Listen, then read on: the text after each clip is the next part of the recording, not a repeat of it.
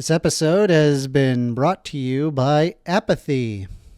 Feeling overwhelmingly apathetic towards this entire debacle regarding Donald Trump. You know, after watching the congressional hearing from Donald Trump on March 4th of 2025, I have to find myself in a bit of an apathetic state. I find myself looking at a poem that feels downright prophetic when it was written in 1994. Now, mind you, this particular poem is going to sound a bit depressing and dour, but stick with it as I believe it does have a lesson to teach. This is a poem by Charles Bukowski, and it is called Dinosauria We.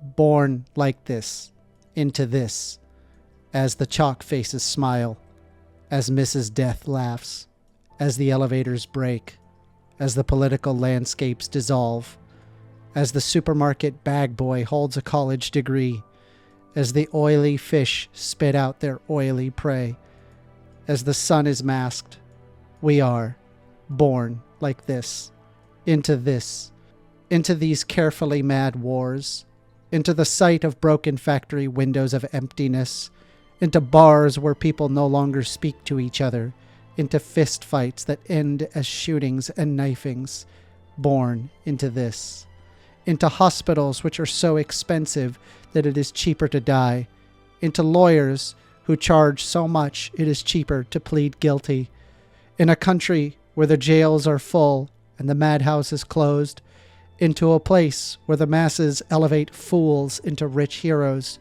born into this.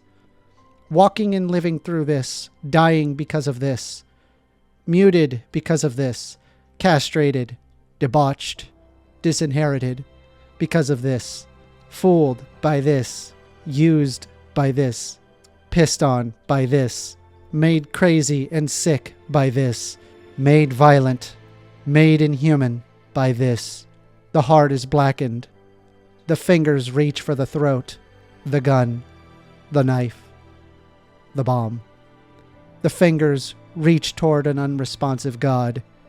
The fingers reach for the bottle, the pill, the powder. We are born into this sorrowful deadliness. We are born into a government 60 years in debt that soon will be unable to even pay the interest on that debt. And the banks will burn. Money will be useless. There will be open and unpunished murder in the streets. It will be guns and roving mobs. Land will be useless.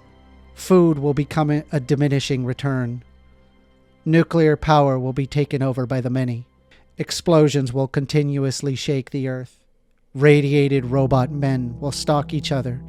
The rich and the chosen will watch from space platforms.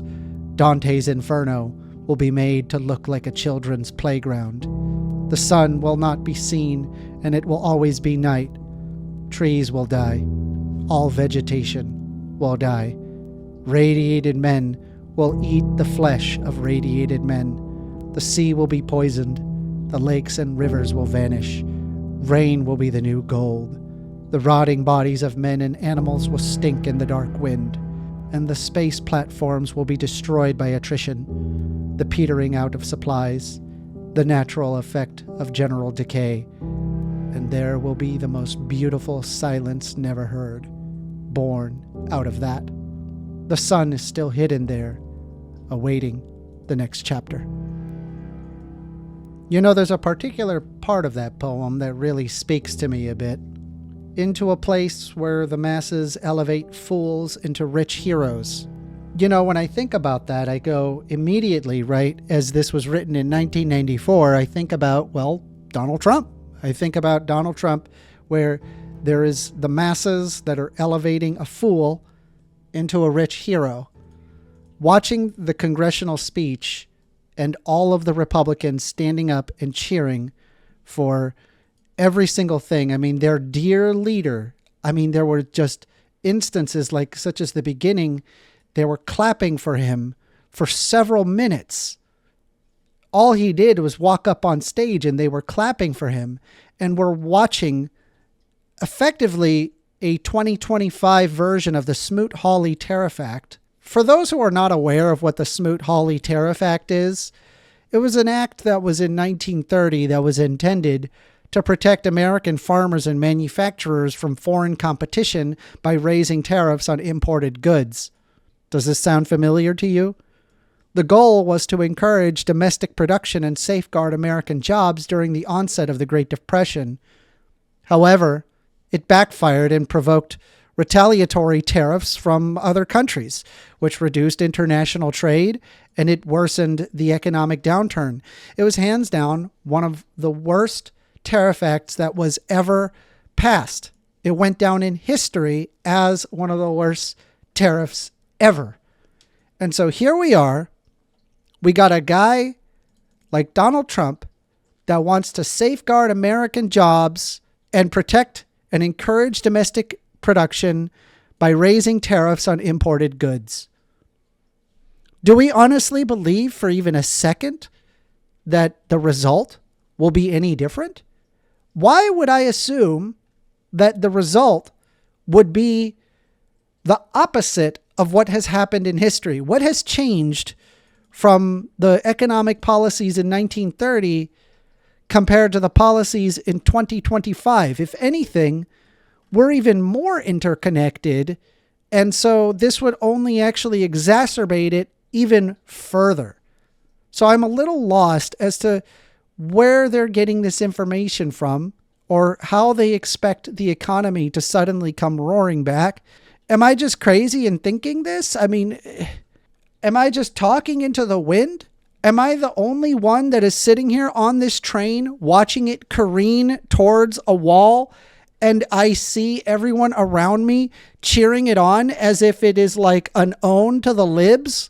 I mean, seriously, what am I supposed to say to these Republicans? They are so brainwashed. They don't acknowledge even the slightest thing that is obviously going to happen.